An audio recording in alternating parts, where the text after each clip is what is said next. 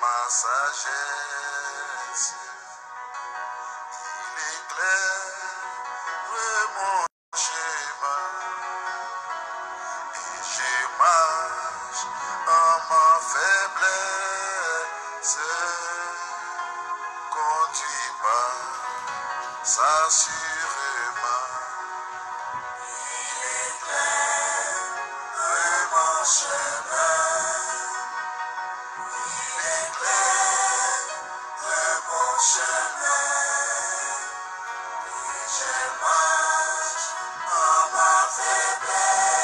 Shalom, shalom. La paix du Seigneur remplisse vos cœurs.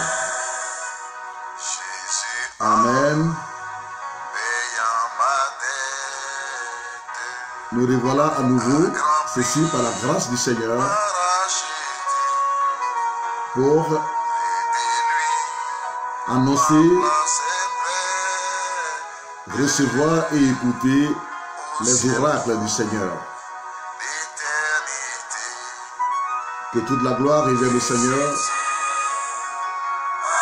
pour ce qu'il accomplit dans nos vies, la force qu'il nous donne et sa grâce qui abonde et surabonde dans notre vie. Connectez-vous, connectez-vous. Partagez, partagez, partagez, partagez.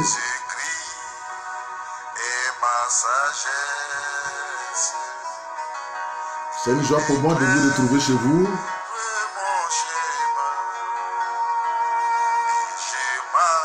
Je rends grâce à Dieu pour l'amour que vous manifestez à notre égard en rapport avec ces directs que le Seigneur m'a permis de commencer il y a pratiquement un mois.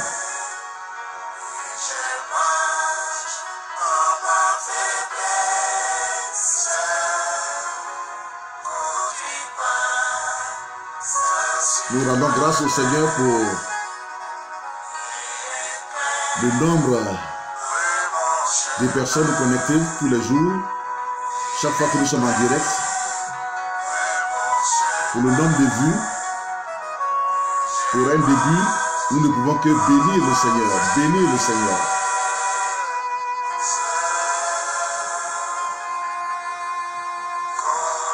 Parce que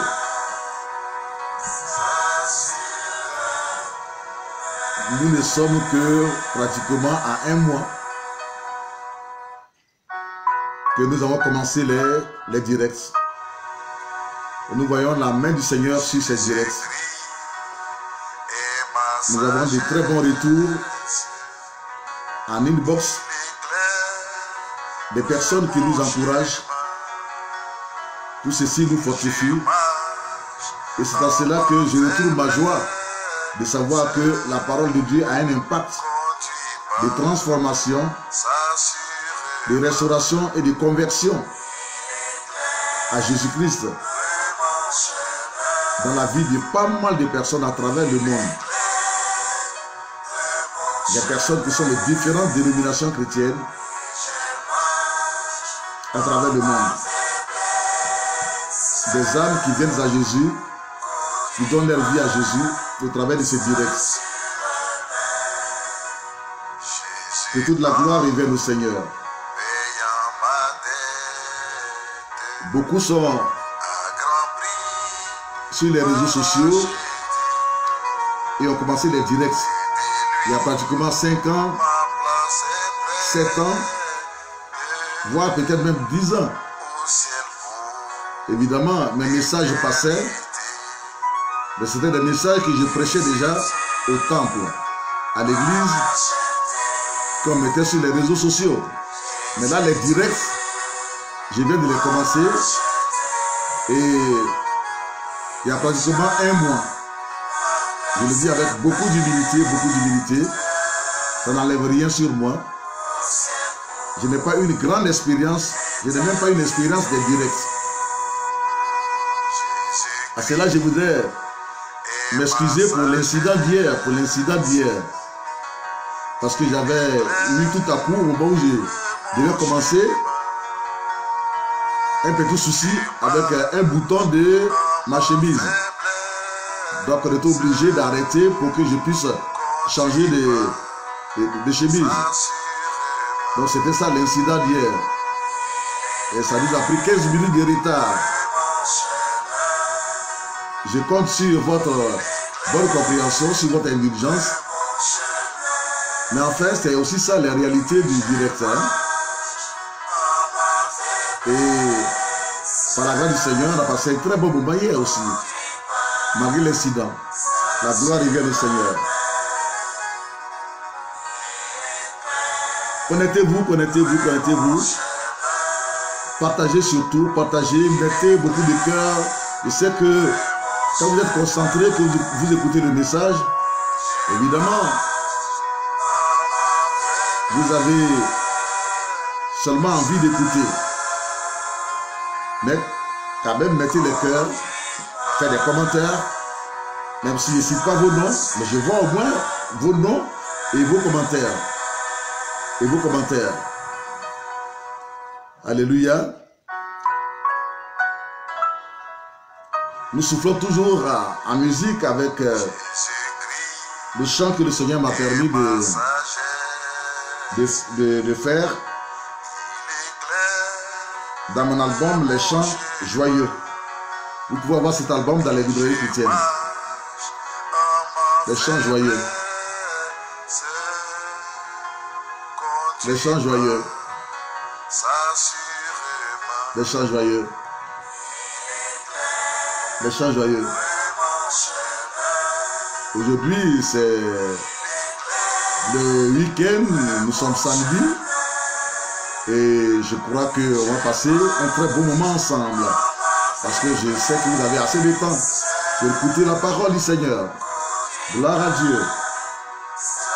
Les Chants Joyeux, vous pouvez avoir cela, l'album dans la plupart des librairies chrétiennes. Amen. Jésus-Christ est ma sagesse.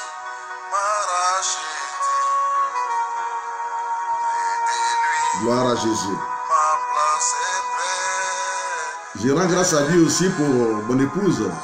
Dans ces temps aussi difficiles où on ne peut pas, à cause du corona, on ne peut pas aller chez les coiffeurs.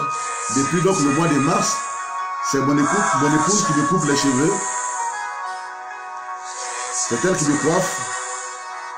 J'espère que vous appréciez à la gloire du Seigneur. Mais enfin, je lui rends hommage. Au départ, c'était avec les ciseaux. Et puis après, maintenant, elle m'a dit, mais achète-moi donc une machine. J'ai acheté la machine des coiffeurs. Et puis, elle a commencé donc à me coiffer. Et chaque fois, c'est elle donc qui me coiffe. Et vous, même quand c'est difficile, Dieu nous permet de trouver des solutions. Je ne savais pas que mon épouse pouvait le faire. Mais Dieu merci. Voilà. C'est elle qui me coiffe. Parce qu'on ne peut pas aller à cause du coronavirus chez les coiffeurs.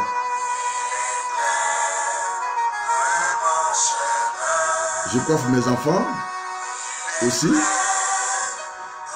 Elle coiffe aussi, les enfants aussi. Et puis on fait tout à la maison quoi, à cause du coronavirus. Gloire à Dieu.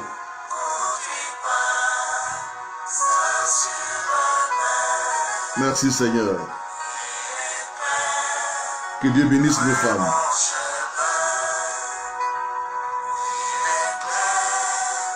Parce qu'elles font tout avec amour. Gloire à Jésus.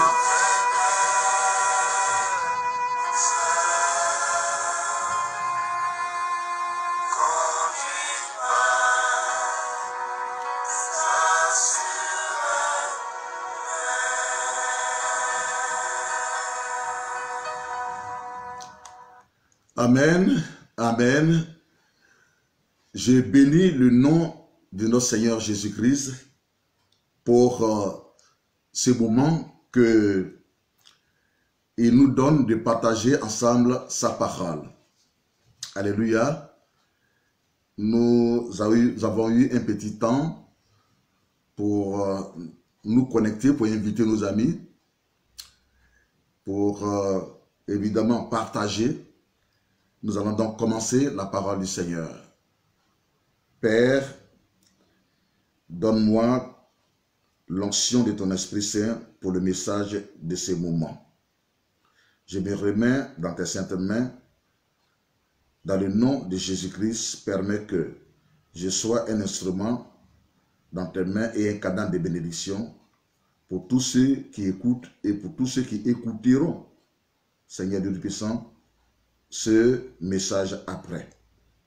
Dispose le cœur de chacun et que ce message soit un message de bénédiction, soit une bénédiction, une bénédiction pour chacun d'entre nous.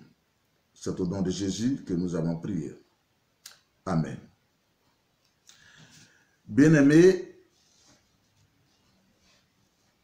je voudrais, avant de commencer,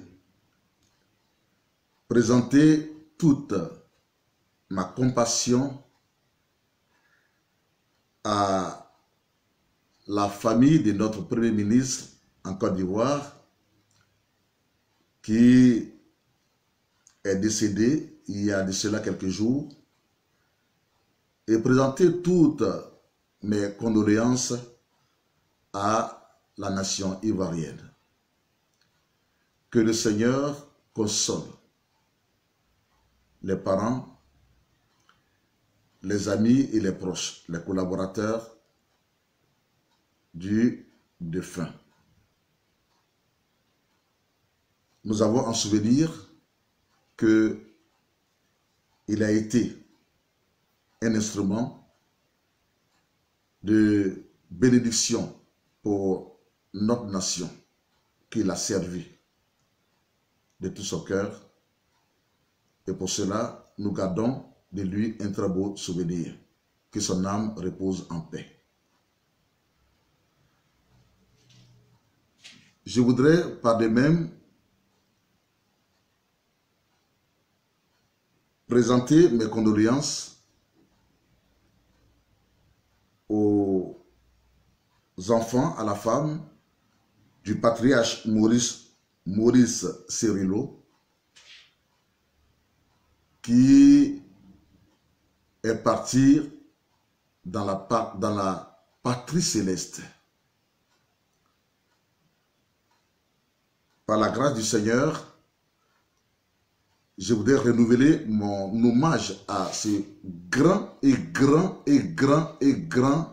homme de Dieu, bâtisseur de vie, bâtisseur de ministère, un homme d'onction, un homme simple et humble, un grand évangéliste, un évangéliste hors pair, un évangéliste exceptionnel qui ne vivait que pour Jésus.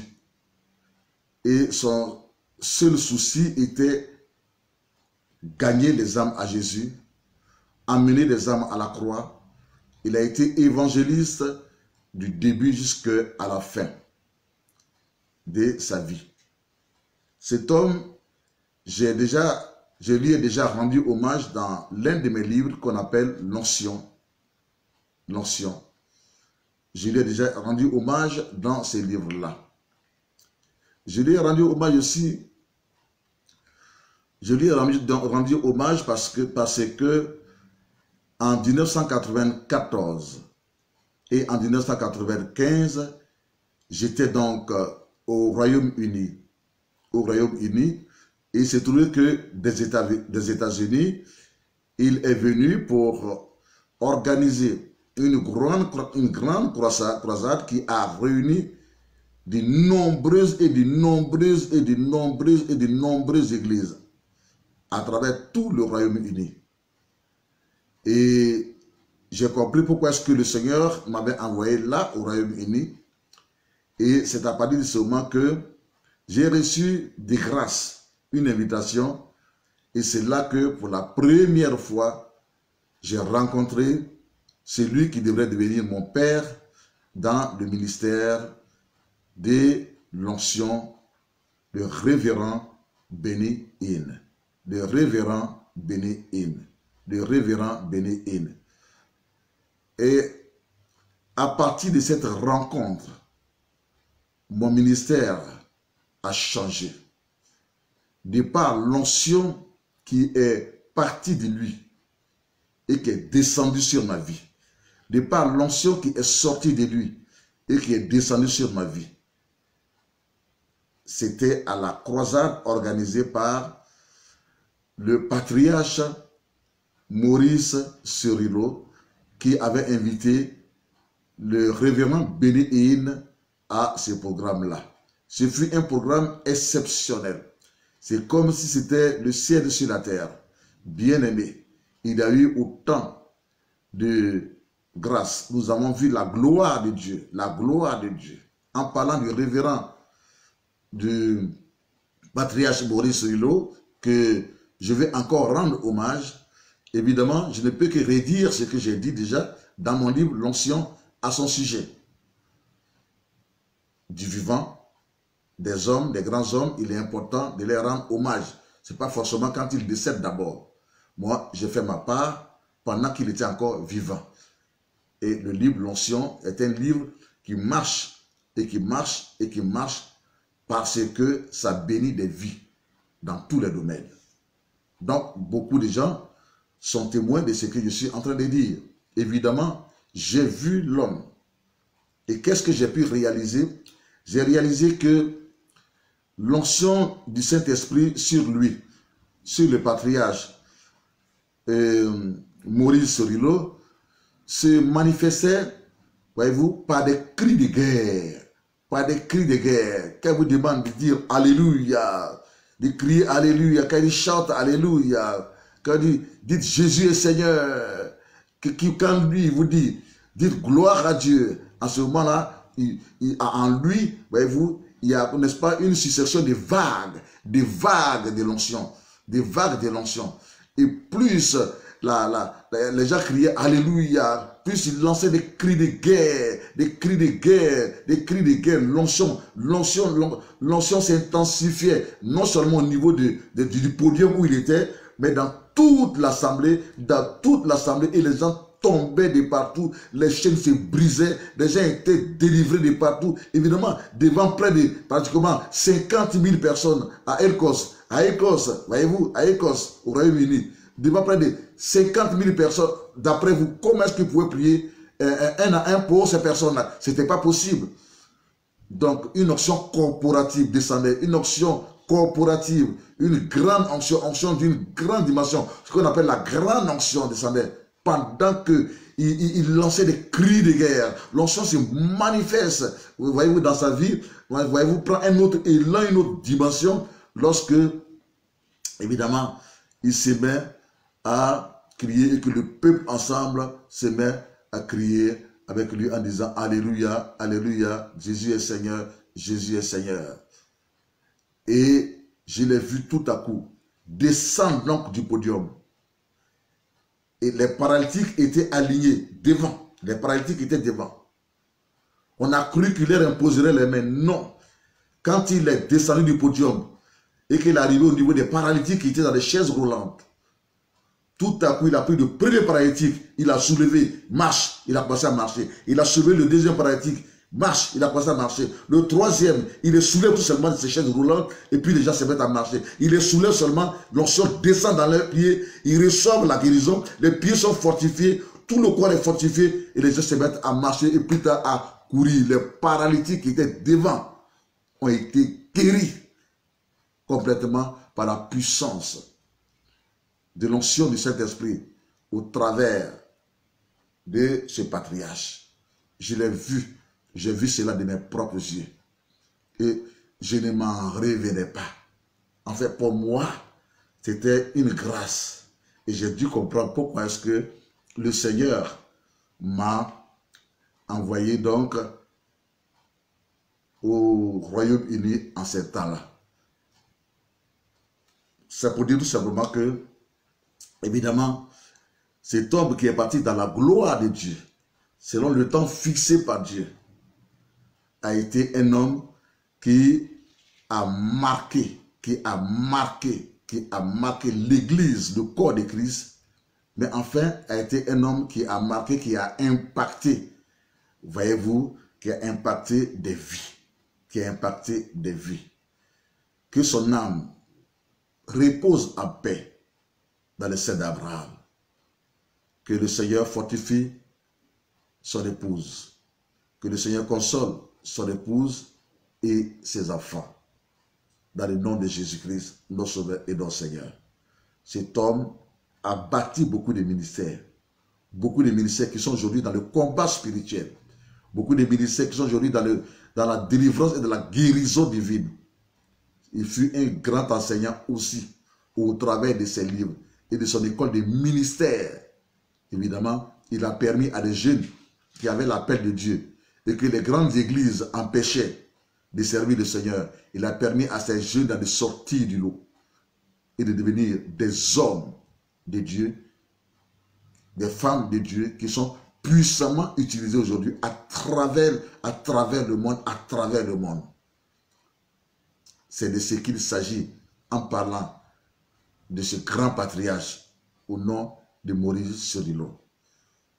Que toute la gloire revienne au Seigneur et qu'il y ait beaucoup d'autres Maurice Cerullo dans notre monde qui peuvent aussi à leur tour bâtir des vies, bâtir des ministères. Nous disons Amen. Nous disons Amen. Bien-aimé, Jésus revient bientôt. Je voudrais vous demander de le dire 7 fois. Jésus revient bientôt. Bien-aimé, si le Seigneur Jésus ne revient pas, ça veut dire que notre foi, elle est vaine. Si le Seigneur Jésus il ne revient pas, ça voudrait dire que notre foi, elle est vaine. Ça voudrait dire que nous allons à l'église pour rien. C'est-à-dire que si c'est sur cette terre-là que nous devons passer toute notre vie, croyez-moi, ça voudrait tout simplement dire que notre vie chrétienne n'est rien. Mais heureusement que la Sainte Bible nous dit que nous avons une espérance. Une espérance. Cette espérance, c'est que c'est lui qui est venu sur la terre pour nous sauver au travers de sa mort et de sa résurrection, nous a promis de revenir selon le temps fixé par son Père pour nous prendre afin que nous soyons là où il est, de sorte à ce que nous vivons éternellement avec lui. Et nous voyons cela en Jean chapitre 14, à partir du verset 1 jusqu'au verset 3. Jésus dit que il s'en va pour nous préparer des places, de sorte à ce que là où il est, nous y soyons aussi. Quand les places auront été préparées, il reviendra pour nous prendre, de sorte à ce que là où il est, nous y soyons aussi. Nous disons Amen. Notre espérance en tant que chrétien, un véritable chrétien, ce n'est pas la terre. La terre a été créée, elle passera. Toi et moi, nous avions été créés par le Créateur, le Dieu vivant, et nous passerons. Nous avons donc une espérance. Beaucoup de gens aiment tellement la terre, les plaisirs du monde, les richesses de la terre, que quand on parle du message, comme le message du retour de Jésus, ça les fait peur. Ils n'ont pas envie d'écouter cela, parce qu'ils ne veulent pas quitter la terre. Qu'est-ce qu'il y a sur cette terre? Regardez l'histoire du coronavirus aujourd'hui. Il y a quoi sur cette terre? Beaucoup ont des voitures qui ne peuvent pas conduire. Pendant un temps, ils ne pouvaient pas. Tout le monde avait peur du coronavirus qui ravageait sur son chemin. Tout le monde avait peur. Les riches avaient peur. Les présidents avaient peur. À plus forte raison, et nous autres. Tout le monde avait peur. Parce que il y avait une situation. Et la situation prévaut. Ça continue. Parce qu'on parle encore de deuxième vague. On n'a pas encore fini avec. Bien-aimé. Notre espérance, par conséquent, ce n'est pas la terre où il y a beaucoup et beaucoup et beaucoup et beaucoup de problèmes. Nous disons Amen. Notre espérance, c'est d'aller au ciel. L'espérance du chrétien, du véritable chrétien, du véritable serviteur de Dieu, qui est converti, qui aime Dieu, qui marche dans la crainte de Dieu. Il a dépassé le stade de la terre. Il a dépassé le stade des bénédictions et des richesses de la terre. Son espérance, c'est le retour de Jésus. Son espérance, c'est le paradis. Son espérance, c'est être là où Jésus lui-même est. Son espérance, c'est la nouvelle Jérusalem. Et nous disons Amen. Nous allons prendre comme premier passage biblique, Luc 17, verset 26 à 28. Luc 17, verset 26 à 28. Ce qui arriva du temps de Noé arrivera de même au jour du Fils de l'homme. Les hommes mangeaient, buvaient, se mariaient, et mariaient leurs enfants, jusqu'au jour où Noé entrant dans l'arche. Le déluge vint et les fit tous périr. Et les fit tous périr. Bien-aimé, il y a un homme qui s'appelait Noé. En son temps, au temps où il vivait, la Bible nous dit que le monde était corrompu. Et nous voyons cela en Genèse chapitre 6, verset 11 à 14. Genèse chapitre 6, verset 11 à 14. Le monde était corrompu. Les êtres humains étaient corrompus. Il y avait la corruption dans leur cœur. Ce n'est pas corruption de dire que oui, voilà, si la chose coûte 1000 francs, eh bien, la personne te la vend, si vous voulez, à 2000 francs. Ce n'est pas de cette corruption. Donne-moi de l'argent avant que je fasse un travail pour toi. Pourtant, la personne a un salaire. Ce n'est pas de ce que nous voulons parler. Mais la corruption du cœur, c'est de dire que le cœur avait été, les cœurs avaient été corrompus par le diable. Au lieu que les gens marchaient, au lieu que les gens marchent dans la crainte de Dieu, marchent dans la crainte de Dieu, au lieu que les gens prient, au lieu que les gens adorent le vrai Dieu, ils n'adoraient plus le vrai Dieu, ils adoraient les idoles, ils adoraient les arbres, ils adoraient les eaux, ils adoraient, si vous voulez, le soleil, ils adoraient la lune, ils adoraient la terre, ils adoraient les montagnes. Enfin, une corruption humaine, du cœur humain. Et ça les conduisait dans la dépravation morale à tout point de vue. Ils ne connaissaient pas ce qu'on appelle la pureté, la sainteté, la sanctification, rien. Le monde était obscur. Les gens vivaient dans une sorte d'obscurité, d'obscurité spirituelle. C'était les ténèbres qui couvraient donc leur cœur, leur vie, leur maison et tout ce qu'ils faisaient. Et leur cœur était régulièrement porté vers le mal. C'est-à-dire que c'était la loi du plus fort. Celui qui avait assez de fétiches, il régnait dans sa famille, dans son village. Celui qui avait assez d'argent, c'est lui qui faisait la loi. Donc c'est de cette corruption-là qu'il s'agissait, où les gens eux-mêmes se prenaient pour Dieu. Où les gens eux-mêmes, parce qu'ils avaient les moyens financiers, ils avaient la puissance diabolique, ils se prenaient pour Dieu, ils exerçaient leur règne sur d'autres personnes. Et personne ne cherchait Dieu.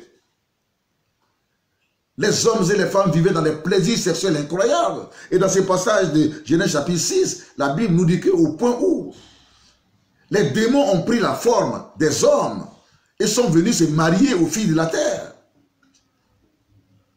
Ils sont venus se marier aux filles de la terre. Et ils ont eu des enfants qu'on appelle des héros, qu'on appelle des géants. Des enfants avec des formes bizarres. Et le mal a commencé donc à s'intensifier dans les cœurs et dans la société au temps de Noé. Il ne passait le temps qu'à boire, à chercher les femmes de leurs amis, à chercher les maris de leurs amis, qui était une vie de dépravation morale, sexuelle, à tout point de vue. Les gens ne passaient leur temps qu'à construire. Ils aimaient tellement cette vie-là. Ils aimaient tellement cette vie de la terre qui était corrompue, qui était dans l'obscurité spirituelle. Cette vie où ils pouvaient satisfaire la chair, dans le péché. Bien-aimés, qu'il va passer le temps à construire. Il est passé le temps à construire. Les gens se mariaient. Ils mariaient les enfants. Comme aujourd'hui, pas mal de personnes ne passent le temps à construire. Pourtant, le monde est en train de finir. Ce monde est en train de finir. Ce monde est en train de finir. Jésus revient bientôt. Jésus est à la porte. Jésus revient bientôt. Il revient bientôt pour prendre ses enfants. Ceux qui ont marché dans sa crainte. Ceux qui ont obéi à sa parole. Mais à cette époque-là, malgré, si vous voulez, le péché qui était partout, les gens construisaient des grandes maisons, des immeubles. Ils ne se souciaient pas de Dieu. Personne ne se souciait de Dieu. Comme nous voyons aujourd'hui, c'est la course à la construction. C'est la course à la construction. C'est la course aux richesses. C'est la course aux richesses. Les enfants de 10 ans, de 15 ans vont faire des pactes, des sacrifices pour sacrifier une partie de leur corps, pour sacrifier leurs parents dans le but de devenir riches, afin d'avoir l'argent. Et c'est l'argent qui est devenu aujourd'hui le Dieu de pas mal de personnes. Le Dieu, évidemment, avec un petit D, de pas mal de personnes. C'est aujourd'hui les constructions qui sont devenues le Dieu avec un petit D de pas mal de personnes. Je ne dis pas qu'il ne faut pas construire. Je ne dis pas qu'il ne faut pas avoir l'argent. Mais ce qui est bon à savoir, c'est que l'argent, les constructions, les biens de ce monde, les richesses de ce monde ne doivent pas être ton maître. Ne doit pas t'adorer, ne doit pas être ton Dieu. On peut les avoir, c'est bien, quand Dieu nous les donne. Mais, à côté de cela, il est important que nous puissions toujours, voyez-vous, avoir la crainte de Dieu en nous et que nous puissions toujours avoir dans notre cœur le Sauveur et marcher dans sa crainte, marcher dans ses commandements, marcher dans sa parole, le servir malgré tous nos biens. Être humble, être simple et le servir avec tous nos biens, je voudrais dire aussi. Nous disons Amen. Donc les biens et les richesses ne doivent pas prendre le dessus sur notre foi et sur notre amour pour Dieu. Ne doivent pas prendre le dessus sur notre obéissance à Dieu. Nous disons Amen. Les gens se mariaient, ils passaient le temps à se marier. Comme aujourd'hui, nous voyons tous les jeudis, tous les samedis, ce n'est que des mariages et des mariages. Mais en même temps aussi, 6 mois après, c'est des divorces et des divorces. C'est des divorces et des divorces. Les gens faisaient que leur volonté, comme ce qui se passe aujourd'hui. C'est ce que la Bible dit. En Luc 17, verset 26 à 28, que je vous demande de relire. Les gens passaient le temps à marier leurs enfants. Marier les enfants. C'est-à-dire que c'était une vie de fête. Une vie de fête comme ce que nous voyons aujourd'hui. Les fêtes, les bistrots, les boîtes de nuit, les mariages. Et les gens n'étaient occupés qu'à cela et ils passaient à côté de l'essentiel. Ils passaient à côté de l'essentiel. Ils avaient oublié Dieu. Ils avaient oublié le Créateur. Et ils ne prenaient plaisir qu'aux choses de la terre. Bien aimé, la Bible nous dit que ce qui s'est passé au temps de Noé est ce qui se passe aujourd'hui. Ça veut dire que Jésus est prêt à venir. Les gens sont tellement dans les plaisirs de ce monde aujourd'hui que les messages comme le retour de Jésus, les messages sur la repentance, les messages sur la sanctification, ça ne les intéresse pas. Ça ne les intéresse pas. Vous allez voir que le nombre de vues ne sera pas assez parce que tout simplement, le nombre de connexions, voyez-vous, les gens qui vont se connecter ne seront pas assez tout simplement parce qu'ils n'ont pas le temps pour ça. Ils aiment tellement la terre, les plaisirs du monde, les plaisirs de la chair, qu'ils ne sont pas prêts à écouter ce genre de messages. Ils disent, mais qu'est-ce qu'il dit ce monsieur-là? Qu'est-ce qui lui arrive? Qu'est-ce qu'il dit ce monsieur? Bien-aimé, ce fut la même chose au temps de Noé. Nous allons relire Luc 17, versets 26 à 28. Ce qui arriva du temps de Noé arrivera de même au jour du Fils de l'homme. Est-ce que vous comprenez? Est-ce que vous comprenez? Dites Amen si vous comprenez. Les hommes mangeaient. C'est-à-dire que les hommes passaient leur temps à manger les fêtes et les fêtes. Boire toutes sortes d'alcool. S'enivrer. Ils buvaient.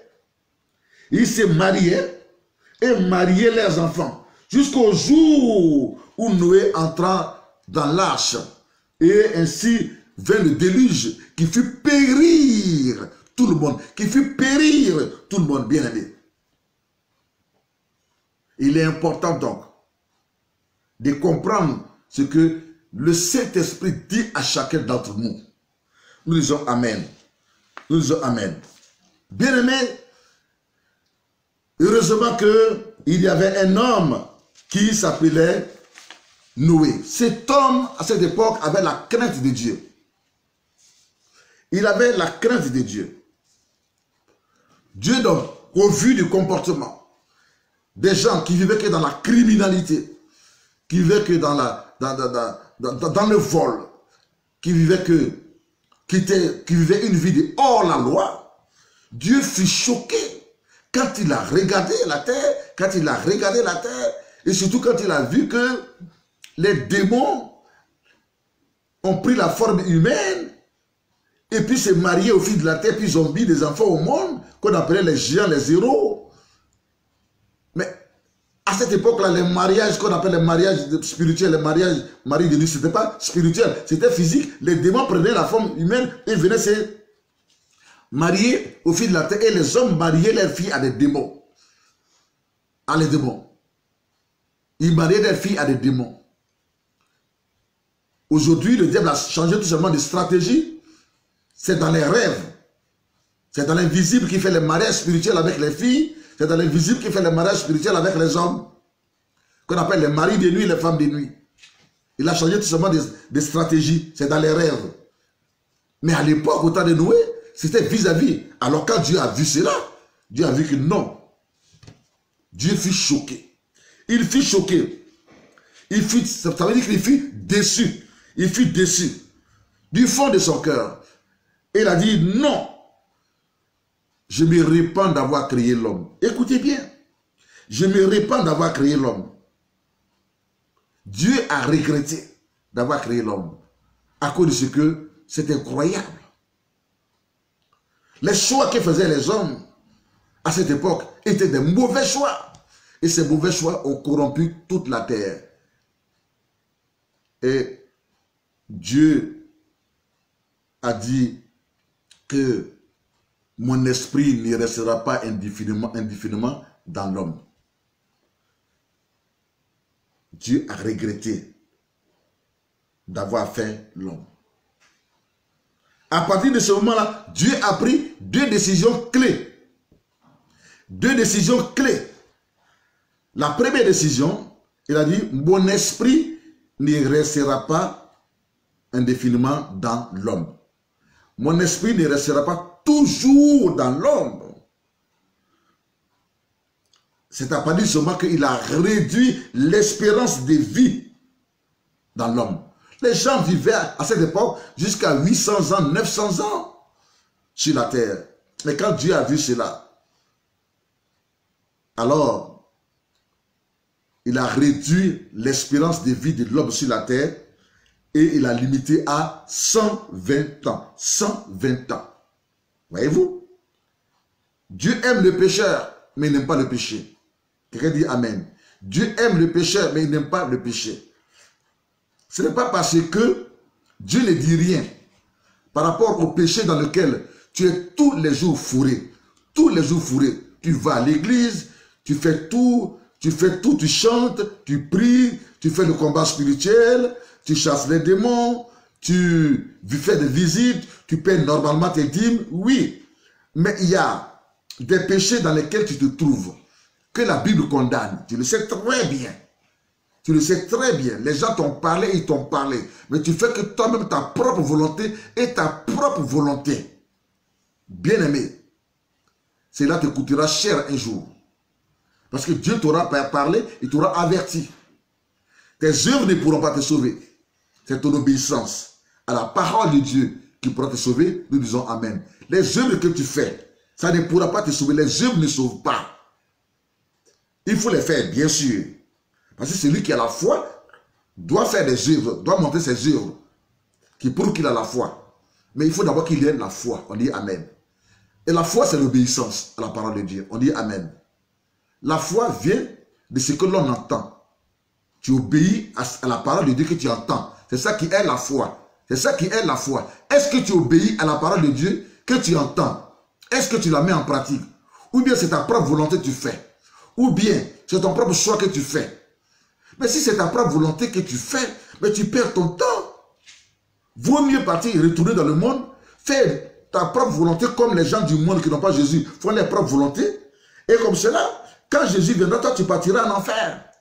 C'est un choix que tu as fait. Je ne te le souhaite pas, mais je vais parler à ta conscience. Je ne te le souhaite pas, mais je vais parler à ta conscience parce que ça ne sert à rien que tu sois privé de certaines choses. Voyez-vous? Et puis, tu refuses de faire la volonté de Dieu. Et puis, le jour que Jésus viendra, tu ne partiras pas avec lui. C'est cela qui est la réalité. Donc, voyez-vous, quand on devient chrétien, c'est une repentance radicale. C'est détourner de tout ce qui est mauvais. Et quand la parole de Dieu te parle, tu la lis. Et quand les prédicateurs parlent, les prophètes prophétisent sur ta vie, et qu'ils te donnent des conseils, qu'il faut abandonner, fais l'effort d'abandonner ce péché-là. Parce que tu es que dans ta volonté, mais tu n'es pas dans la volonté de Dieu. Change. Il faut changer. Sois assez humble. Sois assez humble. Et dis, Seigneur, viens à mon secours. Je reconnais mes péchés. Aide-moi à changer. Prendre la décision dans la vie, il faut prendre une décision. Prends une décision de devenir bon. De quitter le mauvais pour devenir bon. On dit Amen. La finalité de tout ce que nous faisons, c'est pour aller au ciel. Pour vivre éternellement avec Jésus. Ce n'est pas pour aller en enfer. Si nous prêchons, quand bien même on prêche dans le désert, les gens se moquent de nous, les gens rient de nous, les gens nous humilient. Mais nous savons pourquoi est-ce que nous continuons de prêcher. Nous faisons notre devoir. Nous accomplissons notre mission à laquelle Dieu nous a appelés sur cette terre.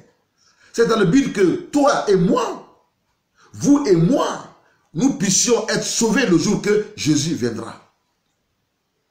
Je reviens pour dire que, par conséquent, Dieu aime le péché. Mais il n'aime pas le péché auquel tu es attaché.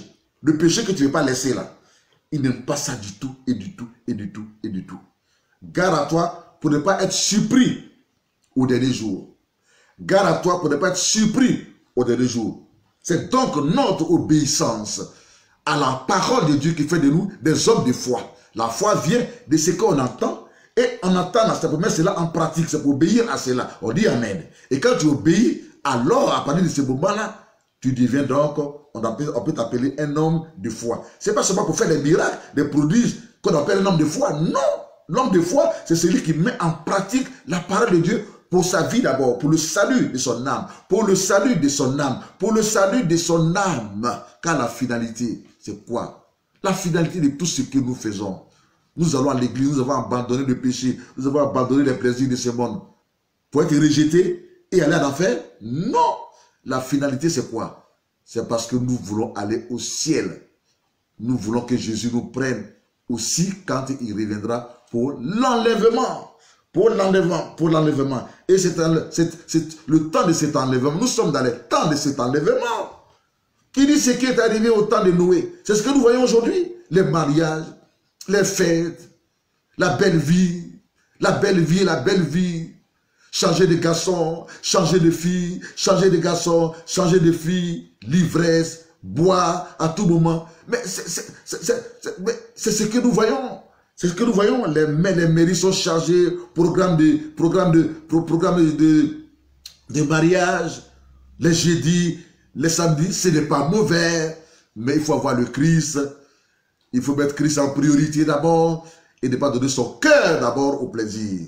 On dit Amen, Amen. Il faut donner son cœur d'abord à Christ. Donc, Dieu a pris donc deux décisions clés. La première décision, il a diminué l'espérance de vie de l'homme sur la terre. Et deuxième décision, alors, il a décidé d'envoyer la pluie, une pluie qu'on appelle un déluge. Un déluge. C'est-à-dire qu'une pluie qui allait venir sur la terre pendant 40 jours, 40 nuits, sans s'arrêter. 40 jours, 40 nuits. Dans certains endroits aujourd'hui, on a vu des pluies qui sont arrivées, qu'on appelle des pluies diluviennes, qui sont arrivées pendant pratiquement 3 jours sans s'arrêter, mais ça détruit des maisons, ça a avalé des maisons, ça a avalé des voitures, ça détruit des vies humaines. Seulement 3 jours de pluie sans arrêter, 3 jours, 3 nuits. à plus forte raison 40 jours, 40 nuits. Bien-aimé. Mais Dieu soit loué, il a trouvé un homme sur la terre qui avait sa crainte, qui l'aimait et qui le priait, qui l'adorait sérieusement. Son nom est Noé. Son nom est Noé. Noé et sa famille vivaient de la crainte de Dieu. Noé et sa femme et ses enfants vivaient de la crainte de Dieu. Le père, que aujourd'hui nous appelons le patriarche Noé, a éduqué ses enfants en Dieu, dans la parole de Dieu. Et ils obéissaient à la parole de Dieu. Sa maison priait Dieu. Bien aimé, si les autres ne veulent pas prier Dieu, toi et ta maison, priez Dieu. Toi et ta maison, gardez toujours la foi. Comme Jésus l'a dit, moi et ma maison et moi et ma maison et moi, nous servirons l'Éternel, nous adorerons l'Éternel. Vous, faites tout ce que vous voulez. Dans la vie, nous sommes devant des choix. On parle d'attaque. Mais le diable n'est pas plus fort que Dieu. Nous avons l'Esprit de Dieu en nous.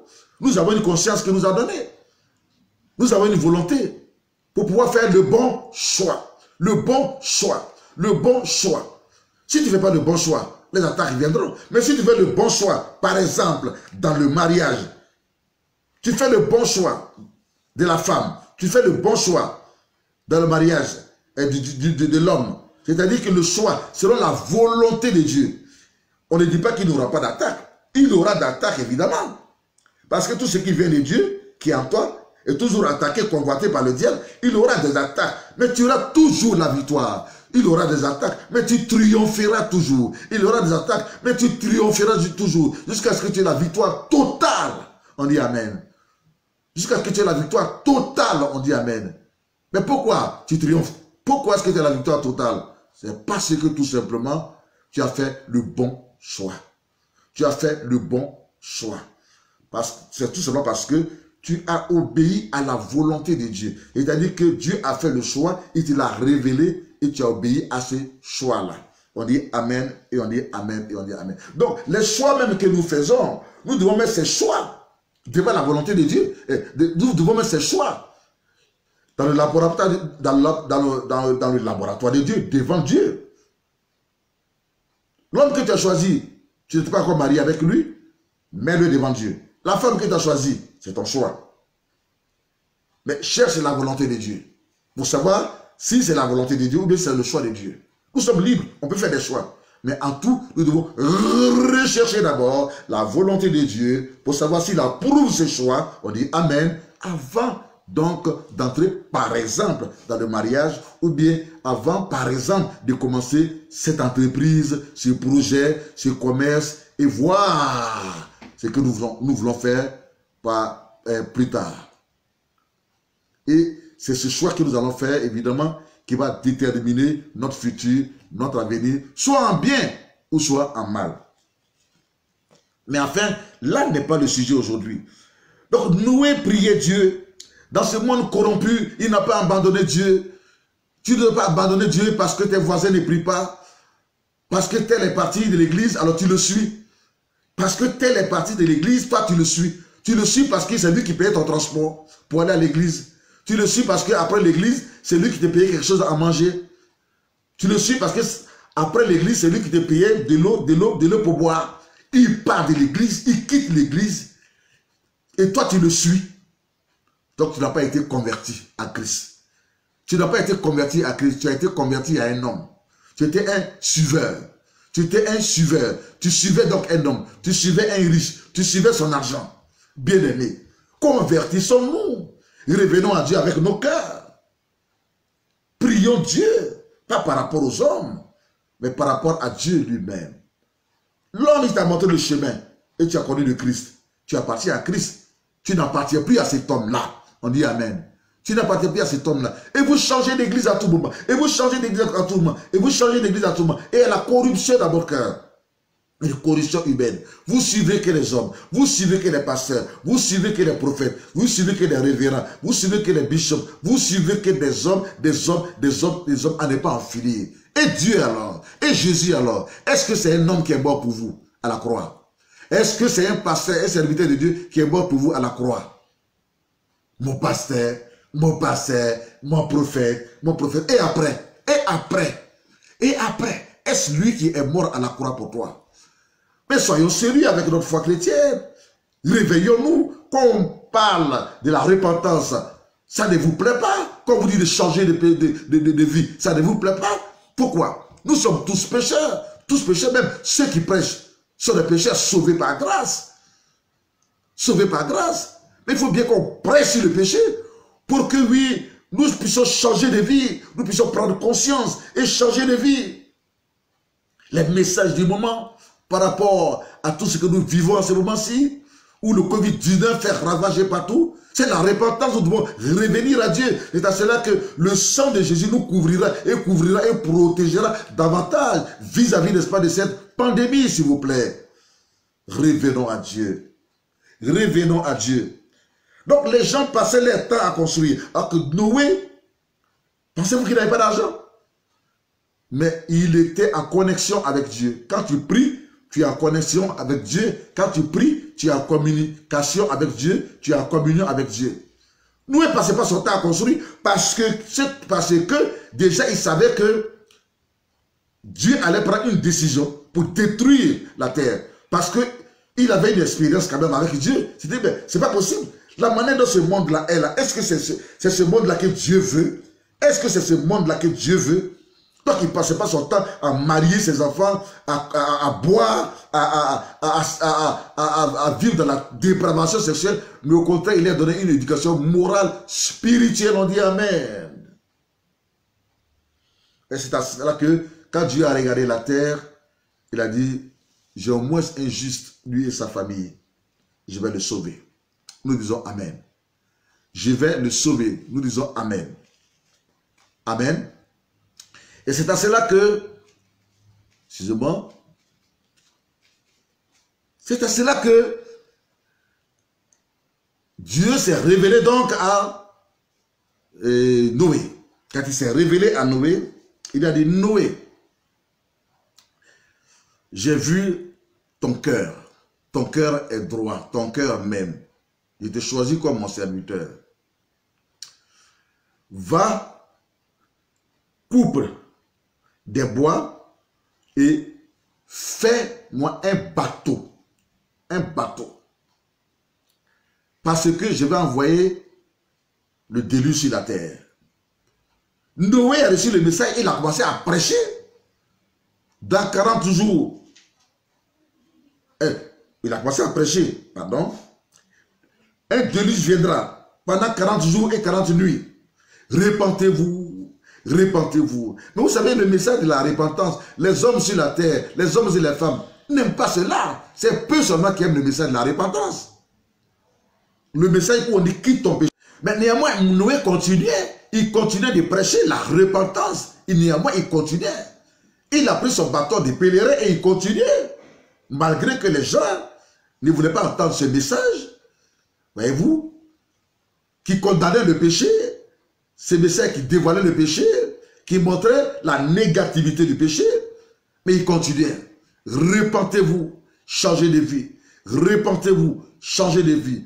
Car bientôt, l'Éternel Dieu, le Créateur, dit que bientôt, il va envoyer le déluge, une pluie qui ne s'arrêtera pas pendant 40 jours et 40 nuits. Et à cela, la terre tout entière et les êtres humains seront détruits.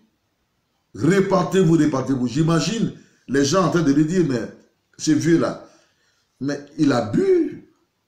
Mais c'est pas possible. Mais Noé, si tu as bu, va à la maison.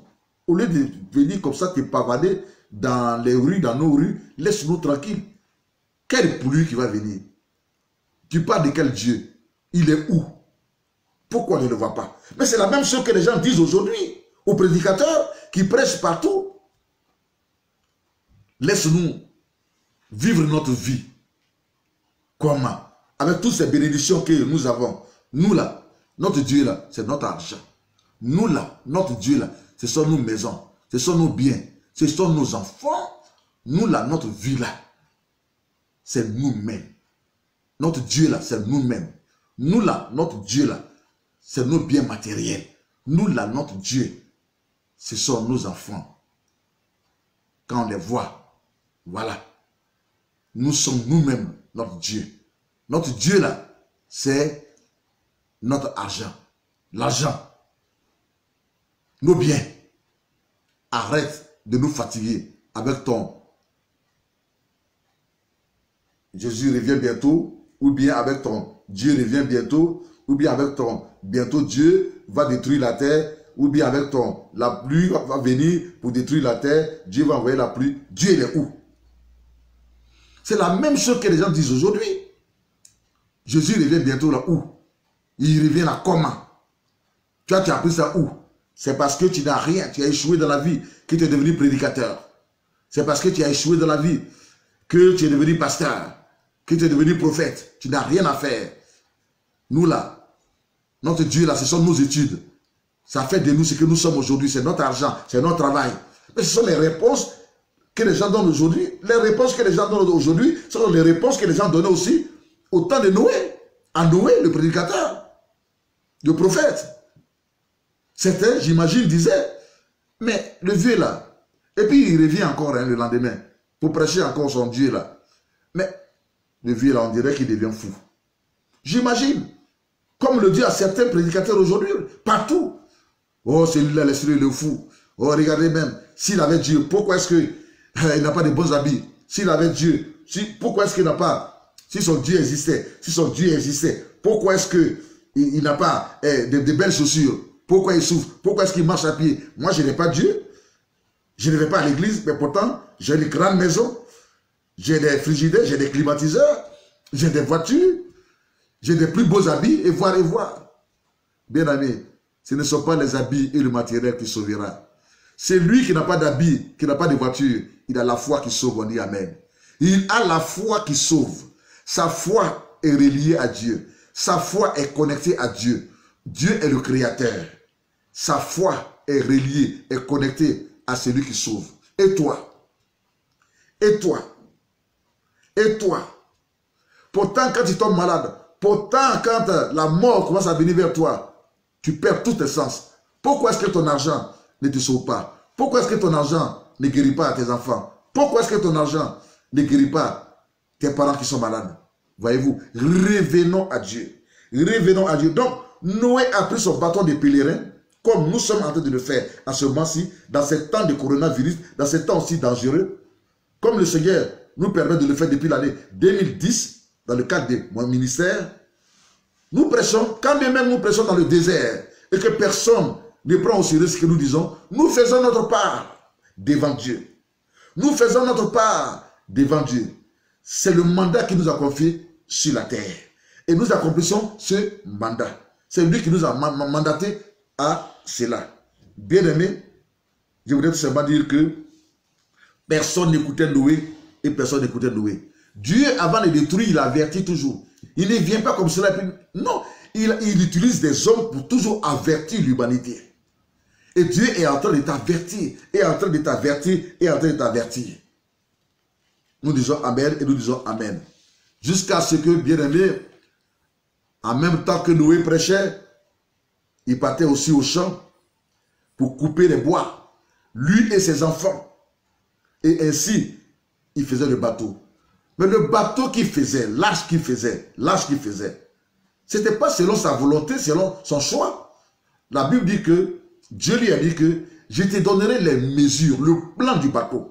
Nous disons Amen. Le plan du bateau, nous disons Amen. Le bateau de Noé est le symbole de l'église de Jésus-Christ aujourd'hui. Nous disons Amen. Le bateau de Noé, l'arche de Noé est le symbole de l'église de Jésus-Christ aujourd'hui. Voyez-vous, Dieu sauve les vies et les envoie dans son église. Et c'est son église qui viendra prendre. Il ne viendra pas prendre le monde. Non. Dieu viendra prendre son église, ceux qui sont dans sa famille, qui sont son église, ceux qui sont dans son bateau, qui sont dans son arche. Voyez-vous, l'église de Jésus-Christ aujourd'hui est le symbole de l'arche de Noé. Et donc, l'église, nos prédications doivent être à la mesure de ce que Dieu voudrait que nous puissions prêcher. Voyez-vous, on ne peut pas prêcher ce que nous voulons. C'est une mauvaise manière de construire le bateau, de construire l'arche. L'arche, Noé ne construisait pas l'arche selon sa volonté, selon les mesures qu'il voulait. Mais quand vous lisez bien, Genèse chapitre 6, et voir Genèse chapitre 7 après, Noé recevait du Seigneur tous les plans, les données, pour pouvoir faire ce travail-là. Nous disons Amen, nous disons Amen, nous disons Amen. Voyez-vous? Donc, le modèle de la construction venait de Dieu. En tant que prédicateur, nous devons faire attention à la manière dont nous bâtissons. Nous ne devons pas utiliser autre chose pour bâtir. Il ne doit pas y avoir des mélanges entre ce que nous sommes en train de faire, l'onction que nous avons reçue, le nom de Jésus que nous avons reçu. Nous ne devons pas avoir ses noms, sa parole, son onction, sa parole, je veux dire la Bible, et encore aller prendre des fétiches, et encore aller prendre des talismans, et encore aller prendre une onction diabolique pour faire un mélange. À partir de ce moment-là, nous sommes en train de construire mal la maison du Seigneur. Nous sommes en train de construire mal l'église du Seigneur. Nous sommes en train de construire mal le temple du Seigneur. Nous sommes en train de construire mal, si vous voulez, le bateau, l'arche de l'Éternel. Noé a respecté les normes selon Dieu. Nous disons Amen. Donc là, nous ne faisons pas notre volonté. Nous ne prêchons pas notre volonté. Nous ne prêchons pas selon ce que nous voulons. Mais nous prêchons par inspiration. Nous devons prêcher parce que nous avons reçu du Seigneur. Et ce que nous avons reçu du Seigneur doit édifier, pierre par pierre, que nous mettons sur le mur de construction spirituelle. Pierre par pierre. On ne doit pas mélanger. Si tu as pris des briques, prends que des briques. Des pierres, des cailloux, prends que des cailloux. Ne mélange pas avec des briques en banco. Ne mélange pas avec des briques en géobéton. Non. Ça ne marchera pas. Parce que la maison peut s'écrouler sur toi. C'est-à-dire que tu ne peux pas aller loin parce que Dieu ne permettra pas cela. Et ton église là peut s'écrouler. Un ministère mélangé, une église mélangée, où le pasteur, il touche en même temps au fétiche, il touche en même temps à la magie, il touche en même temps à d'autres choses, ça n'ira pas loin. C'est un feu étranger. C'est comme une fumée qui apparaît et puis ça disparaît après. Ça n'ira pas loin. Parce que Gamaliel dit que laissez les gens prêcher ce qu'ils veulent. Laissez les gens évangéliser, faire les églises, laissez-les. C'est ce que Gamaliel dit dans le livre des Actes. Et que si leur œuvre ne vient pas de Dieu, ça ne durera pas.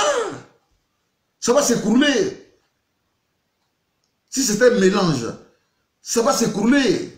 Donc c'est le temps qui nous révèle réellement si nous sommes de Dieu ou bien si nous ne sommes pas de Dieu. On dit Amen. Le temps.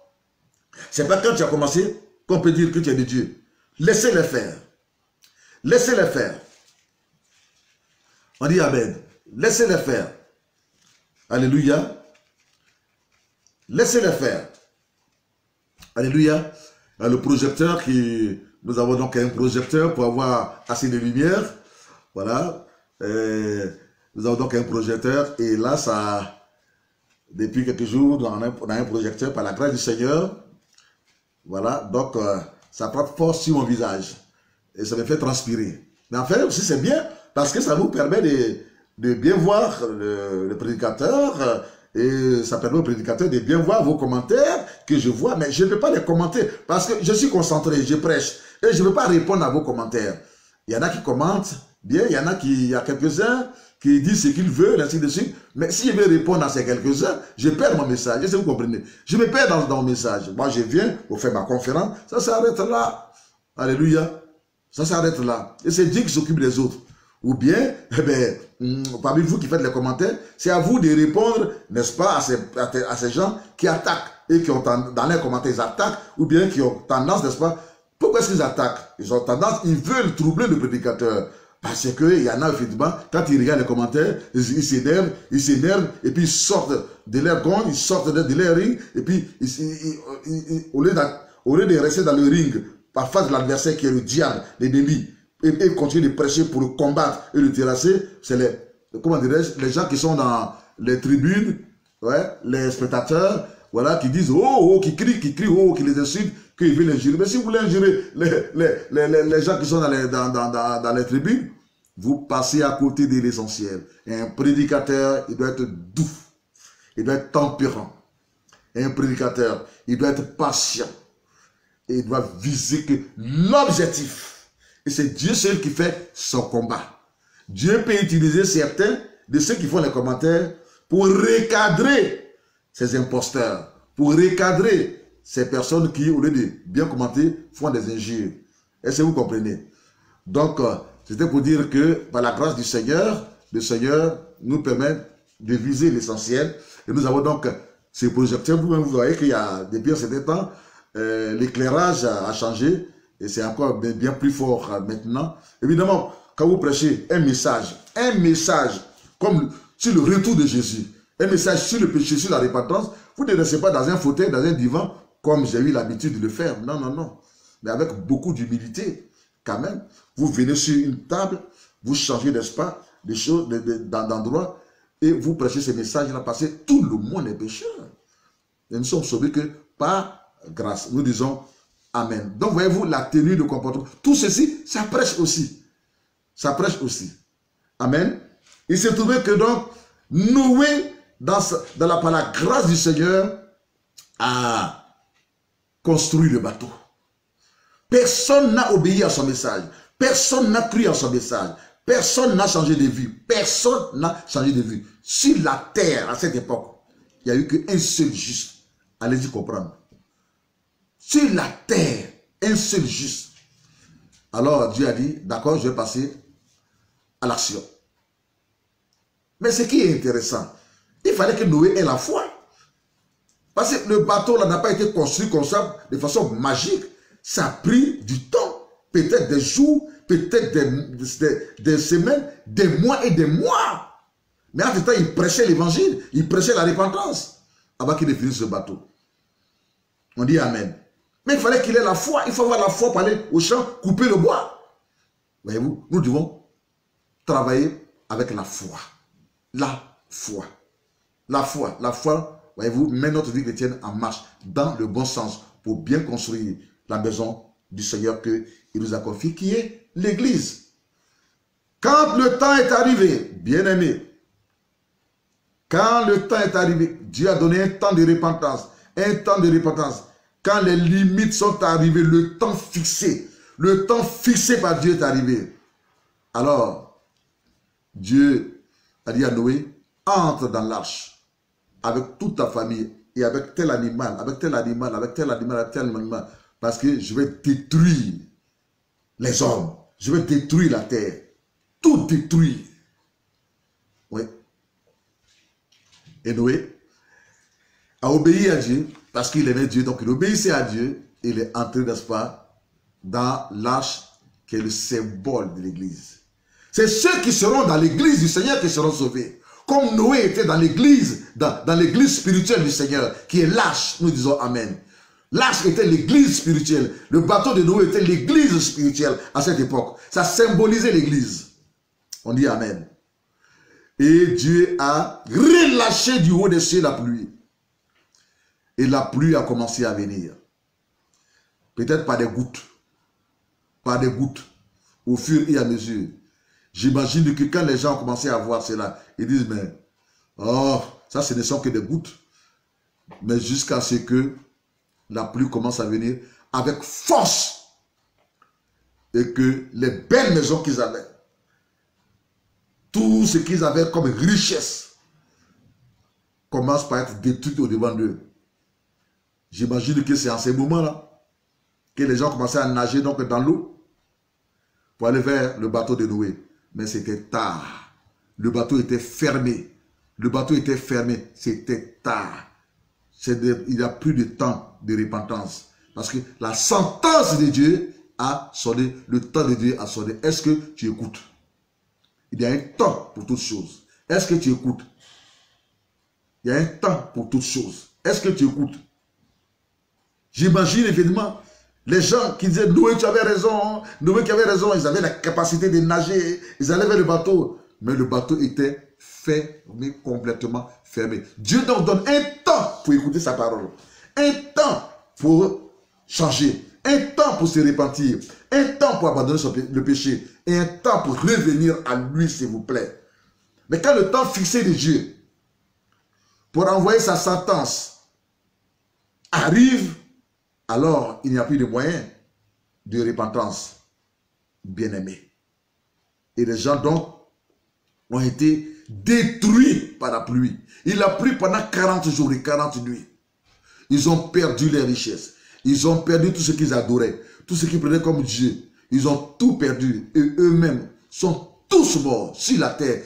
Tous morts, sauf un homme et sa famille, qu'on appelait Noé.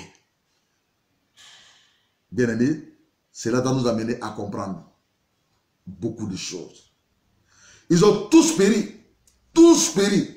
La terre, tout ce que vous voyez, les arbres, tout ce que vous voyez.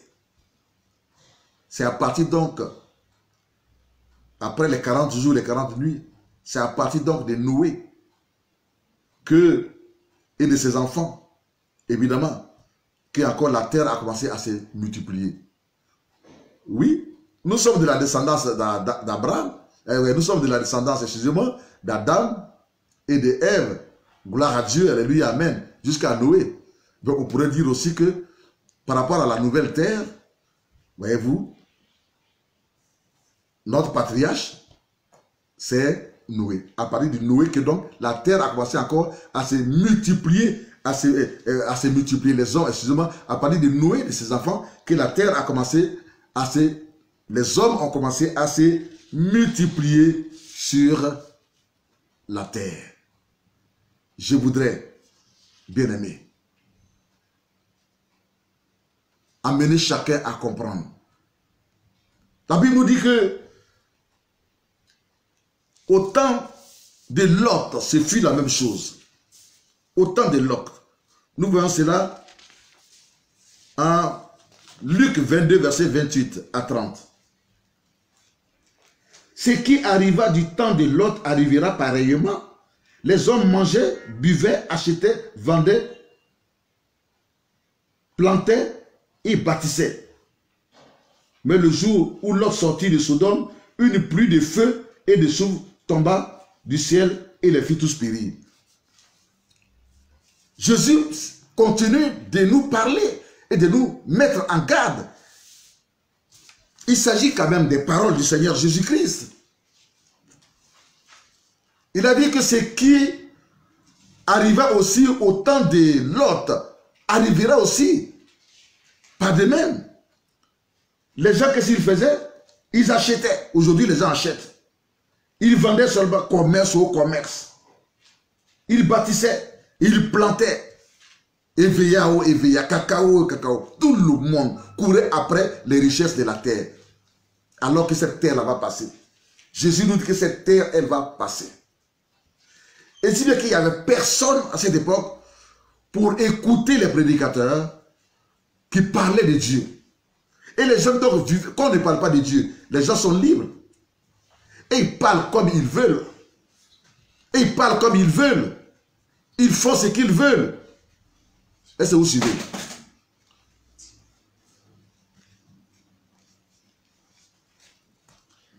Ils parlent comme ils veulent, ils font ce qu'ils veulent. Parce qu'il n'y a personne pour écouter la parole de Dieu. Et quand bien même on parle de la parole du Seigneur, bien aimé, les cœurs sont endurcis et il n'y a personne pour écouter la parole du Seigneur. Il se trouvait donc que les gens passaient leur temps à se marier, à marier encore les enfants, à bâtir. Ils passaient leur temps à acheter, ils passaient leur temps à vendre, et voir, et voir, et voir, et voir. Et c'est ce qui se passe par de même aujourd'hui. Au temps de Lot, au temps de Sodome et de Gomorrhe, c'est ce qui se passait aussi par de même. Donc, les cœurs étaient corrompus, absolument corrompus. Alors, le péché avait tellement atteint un paroxysme aussi grave que Dieu lui-même, il est descendu avec 2 de ses anges pour voir les choses de près. Il s'est dirigé vers le patriarche Abraham, qu'il a reçu, parce que Abraham a vu que ceux-là étaient des étrangers. Ils ne sont pas de ce village-là. lui et sa femme les ont bien reçus. Avant de partir, donc Dieu a prononcé la bénédiction sur lui et lui a dit que l'année prochaine, à cette même époque, tu auras un enfant. Mais il y a eu, Dieu a partagé ce qu'il voulait faire à Sodome et à Gomorrhe avec Abraham. Abraham n'a pas dit que, effectivement, les gens ne commettaient pas le péché. Si le péché de Sodome et de Gomorrhe était connu par tous les gens, par tous les villages, par toutes les villes, à cette époque-là, qui étaient aux environnants. C'était grave ce qu'il faisait là-bas. Et Dieu a dit, voici, je vais détruire Sodome et Gomorrhe. Et Abraham a commencé à plaider. Il y a eu une négociation entre Abraham et Dieu pour dire, Seigneur, s'il y a tel nombre de justes, tu détruiras la ville, s'il te plaît, ne détruis pas la ville. Dieu dit, il n'y en a même pas. Il dit, mais s'il y a tel nombre de justes, détruiras-tu la ville? Dieu dit, il n'y en a même pas. Il dit, mais s'il y a tel nombre de justes, et au fur et à mesure, et au fur et à mesure, et au fur et à mesure. Alors, ils ont dit au revoir à Abraham, et il s'est trouvé que Dieu est retourné au ciel, et les anges ont pris la direction de Sodome et de Gomorrhe. Quand ils sont arrivés à Sodome et Gomorrhe, Lot, qui est le neveu d'Abraham, les a vus. Et comme lui craignait Dieu, il aimait Dieu, et il aimait les étrangers, il a dit, messieurs, je vois que vous êtes des étrangers, vous ne connaissez personne ici. Venez habiter chez moi, que je vous donne de l'eau à boire, et que vous mangez à ma table. On dit Amen. Quand tu es un serviteur de Dieu, il doit avoir la nourriture dans ta maison pour tout le monde. Quand tu es un serviteur de Dieu, ta femme doit être capable de recevoir bien les étrangers. Ta femme doit être capable de bien recevoir les étrangers. Il doit toujours avoir de la nourriture pour les étrangers. Parce que tu ne sais pas à quelle heure l'étranger peut venir. Tu ne sais pas si Dieu peut envoyer des anges qui peuvent prendre la forme humaine pour, évidemment, sonder, voyez-vous, ta foi, ton amour pour Dieu, l'amour de ta femme pour Dieu. Donc, tu dois avoir un cœur, ta femme doit avoir un cœur qui aime l'homme, qui aime l'étranger. On dit Amen et on dit Amen. C'est à cela, donc, chers bien-aimés, que, par la grâce du Seigneur, ils ont été reçus par Lot et par sa femme. Nous disons Amen. Quand ils sont arrivés à la maison, il y a eu un incident. Les jeunes donc de Sodome et de Gomorrhe sont venus chercher des histoires aux étrangers qui étaient des anges. Lot même ne savait pas que c'était des anges. Et eux aussi ne savaient pas que c'était des anges. Mais ils sont venus leur faire des provocations. C'est à cela que Lot a plaidé. Il a plaidé. Il dit non, ne les faites pas du mal. Ce sont mes étrangers. S'il vous plaît, ayez la crainte de Dieu. Ayez la crainte de Dieu. Ayez la crainte de Dieu. Ne faites pas ce que vous voulez faire, s'il vous plaît. Ne les faites pas du mal, s'il vous plaît. Ce sont des étrangers. Ils ont dit, oh toi, ce vieux-là, ça suffit. Tais-toi, tais-toi. Et comme ils voulaient forcer la porte, alors les anges, voyez-vous, les ont récupérés, les ont bien bastonnés, bien bastonnés, bien bastonnés, bien bastonnés. Et là, ils ont fait le rapport à Dieu, j'imagine, sur le champ, que ce que les gens disent de ces deux villes est la vérité. Nous sommes entrés dans la ville et nous avons nous-mêmes constaté que franchement dit, c'est horrible, le péché est partout, le péché est partout et est partout. Alors Dieu a dit, dans ce cas, la sentence va tomber. Est-ce que vous suivez? Dieu a dit, dans ce cas, la sentence va tomber. Dieu avertit d'abord.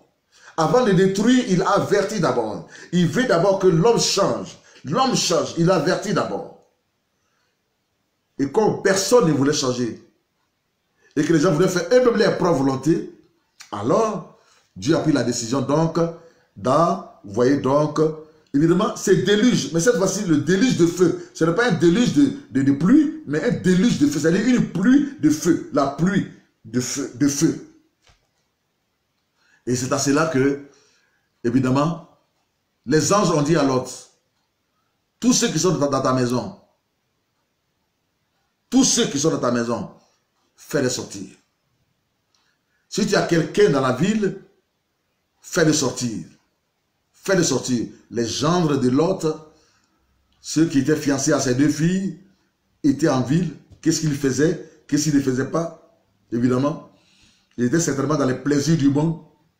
Qu'est-ce qu'ils faisaient? Qu'est-ce qu'ils ne faisaient pas? Eh bien, ils les ont entendus jusqu'à ils ne venaient pas. Et comme le temps, les minutes fixées par Dieu pour envoyer le déluge approchaient, ils ont dit, sortez. Donc, comme ils tardaient, les anges les ont pris eux-mêmes par force et les ont tous fait sortir. Et leur ont dit que vous êtes sortis, s'il vous plaît, quel que soit ce qui va se passer dans la ville, qu'il soit un bruit ou pas, ne regardez pas en arrière.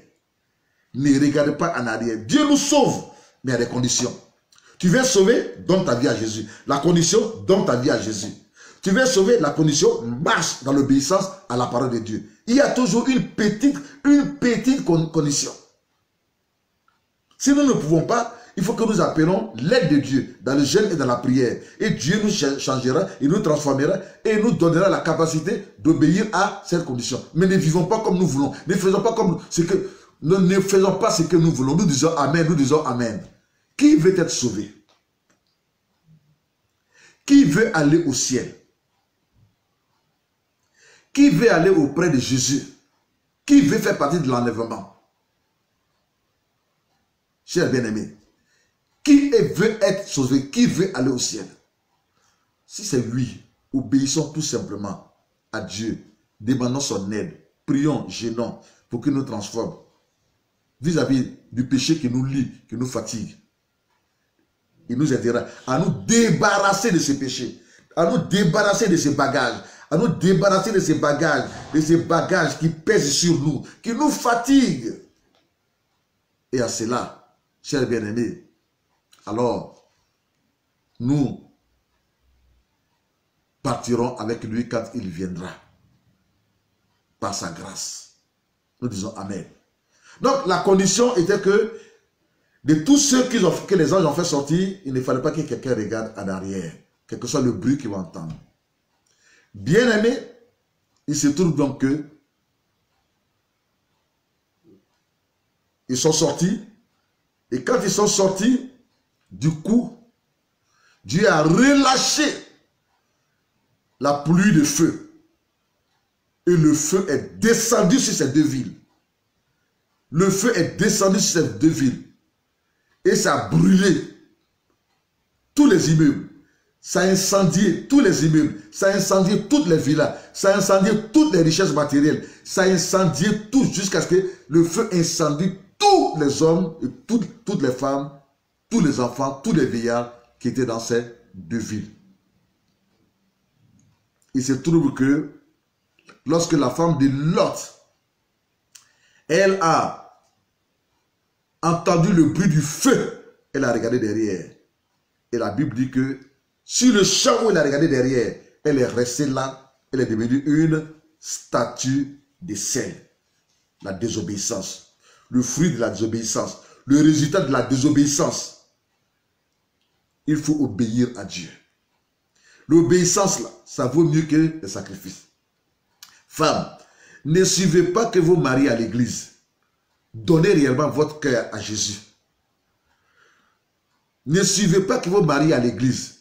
Homme, ne suis pas que ta femme à l'église. Parce qu'il y a des hommes. Pour marier la femme là, ils vont faire tous les sacrifices. Ils seront les premiers à l'église. Premiers à l'église. Premiers à l'église. Ils blaguent le pasteur. Ils montrent un zèle. Mais quand on fait le mariage, tout ce qu'ils font là, c'est pour qu'ils puissent avoir la femme. Quand le mariage est fait net, pouf, ils enlèvent la femme dans l'église, et puis ils ne viennent plus dans l'église, et puis ils commencent à vivre avec la fraîcheur qui était zélée, qui aimait Dieu, une vie mondaine et mondaine et mondaine. Ils utilisent donc la ruse. Il y a beaucoup d'hommes qui veulent marier des sœurs chrétiennes, et les sœurs là, manquant de discernement et de vie de prière, se laissent avoir, alors qu'eux, ils ont leur plan. Ils font tout pour se montrer zélés dans l'église. Une fois que le mariage est fait, mais une fois que le mariage est fait, vous ne les verrez plus dans l'église. Et plus grave, ils enlèvent la sœur dans l'église. Chers amis, donnez votre cœur à Jésus. Suivez Jésus. Ne suivez pas les femmes. Femmes, ne suivez pas vos maris. Les enfants, ne suivez pas vos parents. Quand vous avez atteint l'âge de la maturité, vous les enfants, ne suivez pas que vos parents à l'église. Et puis vous êtes là, vous faites ce que vous voulez. Regardez les gendres de Lot. Ceux qui étaient les fiancés de ces deux filles. Ils étaient dans le monde, dans les boîtes de nuit peut-être, dans les bars peut-être, dans les endroits de prostitution peut-être. Et il n'était donc pas dans la maison de Lot qui symbolisait son pouvoir, l'église, où il pouvait être sauvé. Bien-aimés, attention et attention. Ils ont perdu leur vie dans le déluge de feu. Nous comprenons aussi que ce n'est pas tous ceux qui sont dans l'église qui seront sauvés. Dieu veut que tous soient sauvés. Mais regardez le cas de Lot. La femme même de Lot a désobéi à la parole de Dieu. Dans l'église, il y a des gens qui obéissent à la parole de Dieu. Et il y a des gens qui font leur volonté. Qui font leur volonté, qui désobéissent à la parole de Dieu. La femme de Lot était donc dans cette église, dans cette maison. Elle priait nuit et jour avec Lot pendant des années. Mais devant l'épreuve, elle a échoué. Parce que son cœur était rebelle. Son cœur n'était pas humble. Son cœur était orgueilleux. Et elle faisait ce qu'elle voulait.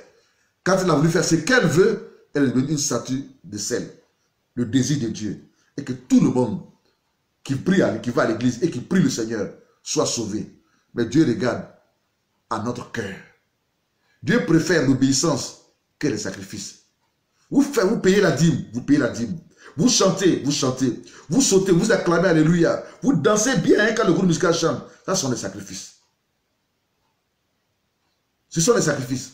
Dieu veut qu'après tout ce que vous faites, comme cela là, que votre cœur soit obéissant. Vous chantez bien, hein? Mais il veut que votre cœur soit obéissant, humble. On dit Amen, Amen et Amen. C'est l'obéissance à la parole de Dieu qui est l'essentiel. Jésus revient bientôt.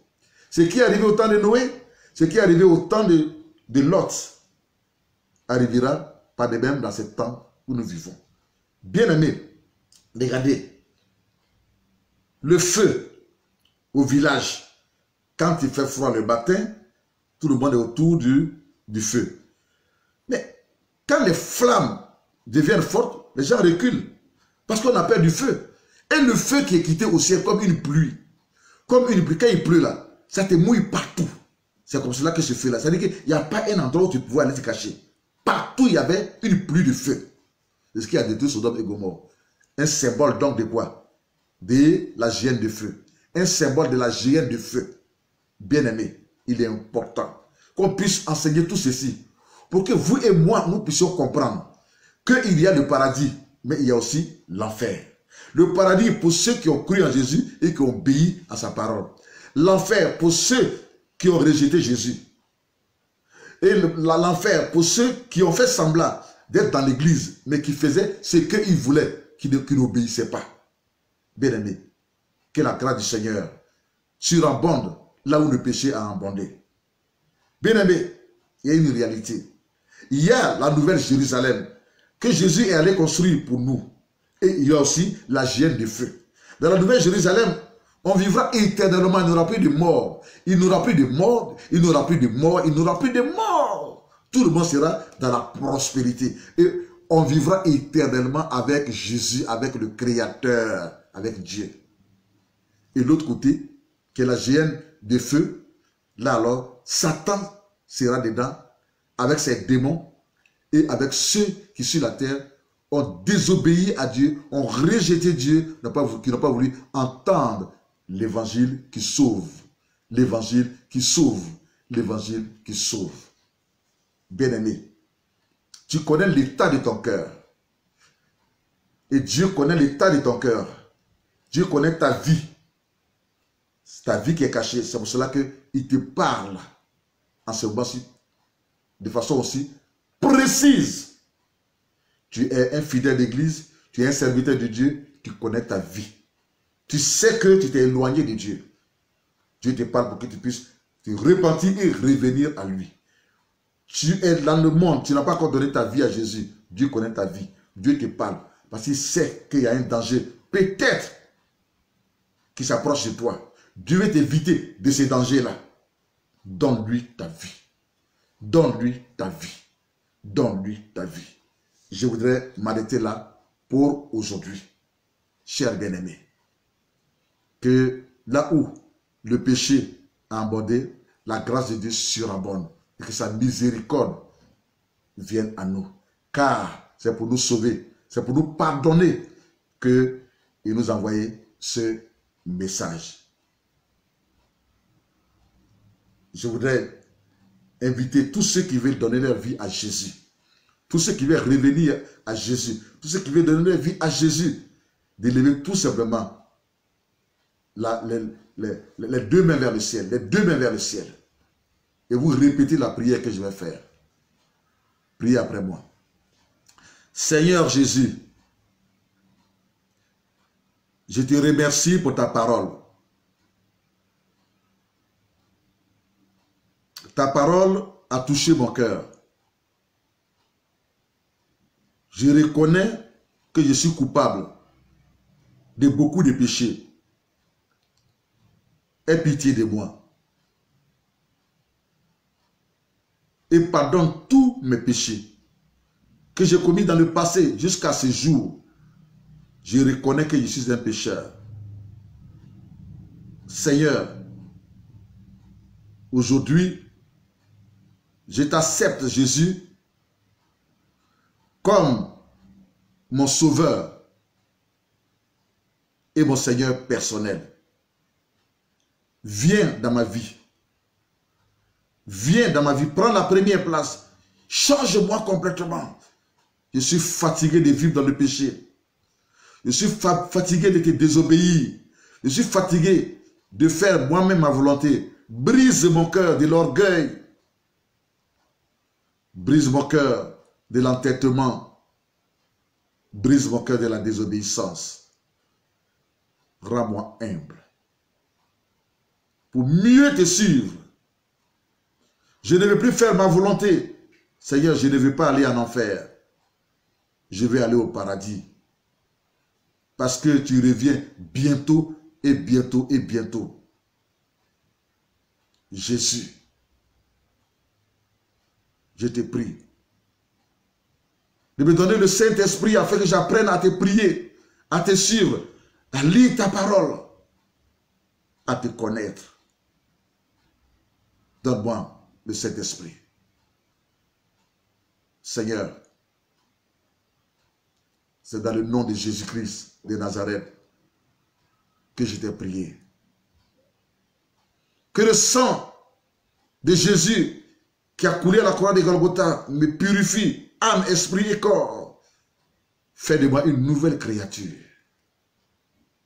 Merci Seigneur. Au nom de Jésus que j'ai prié. Amen.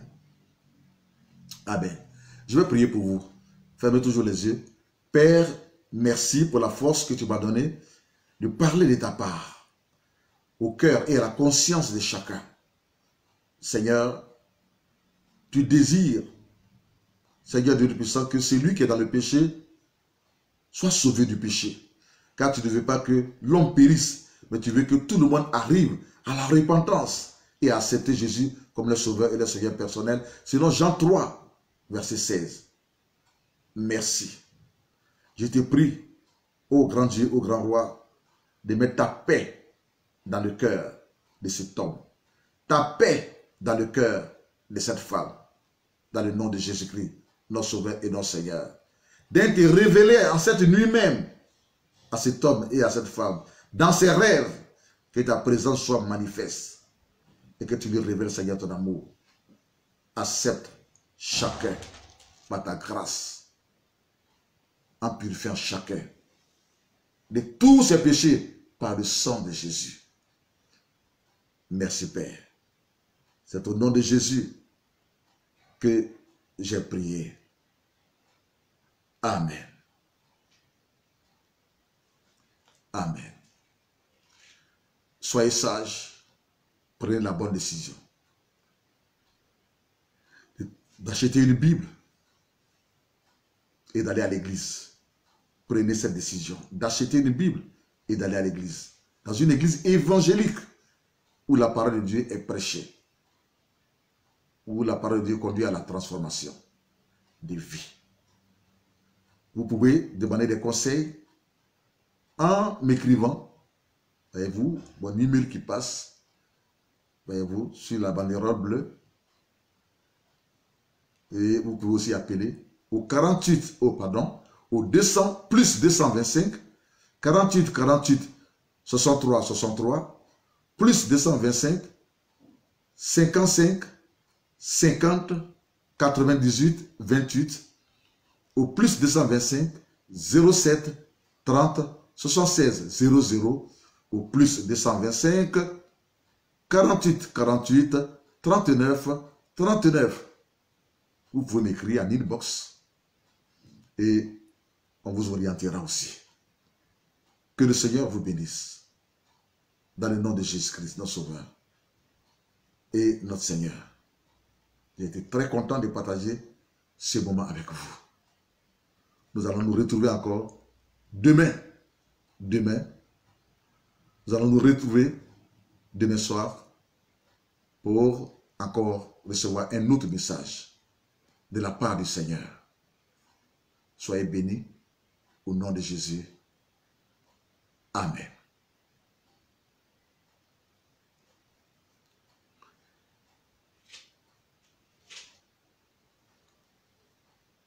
Je sens qu'il faut que je chante